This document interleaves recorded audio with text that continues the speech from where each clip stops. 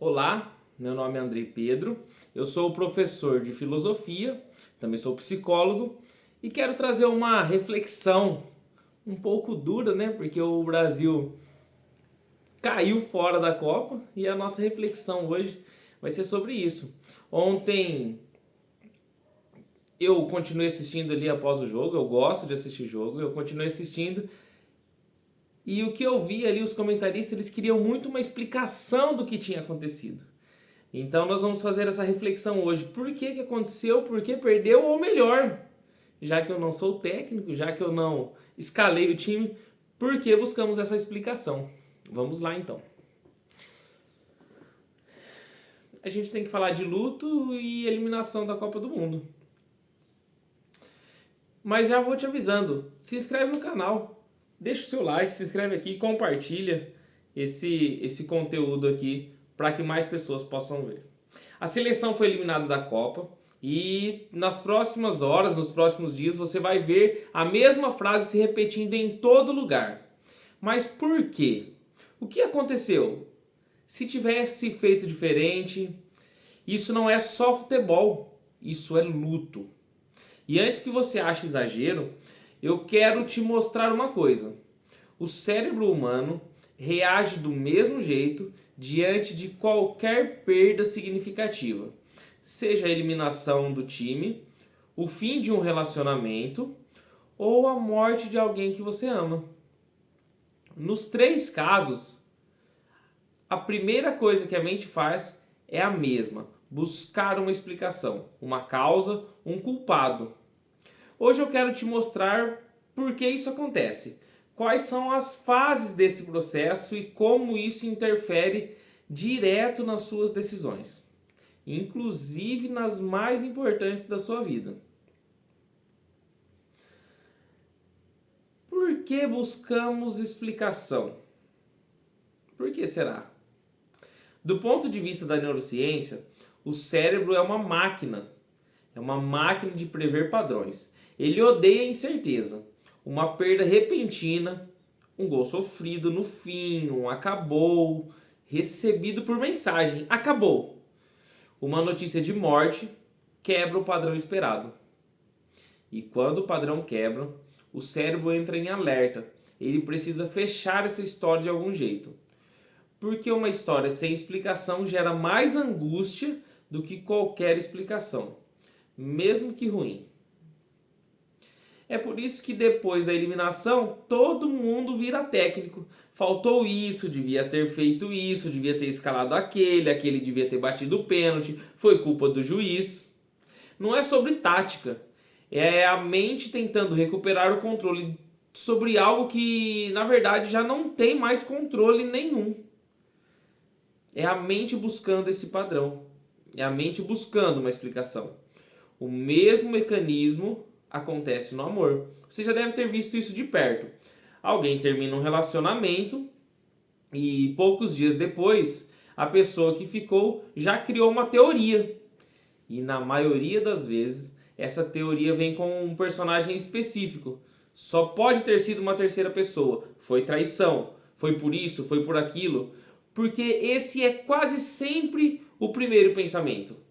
Porque traição dá uma causa externa, concreta, tem um culpado definido. É mais suportável acreditar nisso do que aceitar uma verdade mais difícil, que às vezes o vínculo simplesmente se esgota, sem vilão nenhum.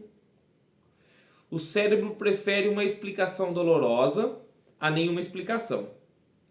Isso tem nome em psicologia. É a fase da negociação do luto.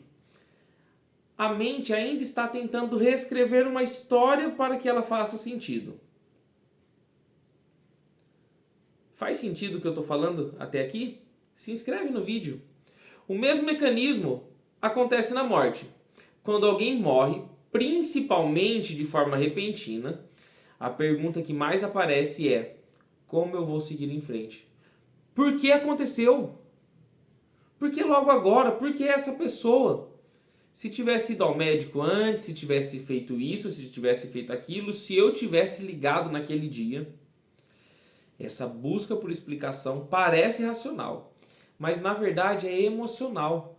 É a mente tentando encontrar um ponto onde, hipoteticamente, o desfecho poderia ter sido diferente. Porque isso devolve por um instante a ilusão de controle sobre o incontrolável. Copa, relacionamento, morte, contextos completamente diferentes, mecanismo psicológico idêntico. Vamos falar sobre as 5 fases do luto? Elizabeth descreveu 5 fases, e eu vou colocar aqui na legenda. Elas não são lineares, a pessoa pode ir e voltar entre elas, inclusive no mesmo dia. Negação, não acredito que perdemos, não acredito que terminou. Raiva, procurar por um culpado, o técnico, o ex, o destino, o vizinho, a pessoa. Negociação, e se reescrever mentalmente o passado. Depressão, o momento em que a perda finalmente é sentida em toda a sua dimensão. E a aceitação, não é concordar com a perda, é parar de lutar contra o fato de que ela aconteceu. A eliminação da Copa costuma mostrar essas 5 fases em escala reduzida, em poucos dias. Por isso, ela é um ótimo espelho social para entender o luto.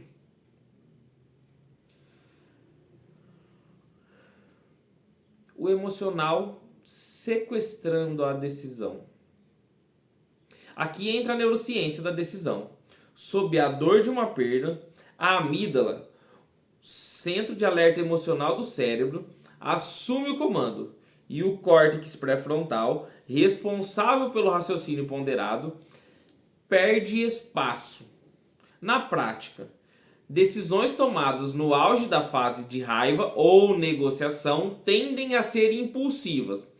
É o torcedor que jura que nunca mais vai assistir ao time, é a pessoa que manda a mensagem de raiva pro ex às 3 da manhã, é a decisão importante da vida tomada no calor da dor e não com a cabeça, ou até mesmo o jogador que fala que vai se aposentar naquele momento. Reconhecer em qual fase do luto você está é literalmente um exercício de regular o sistema nervoso antes de decidir.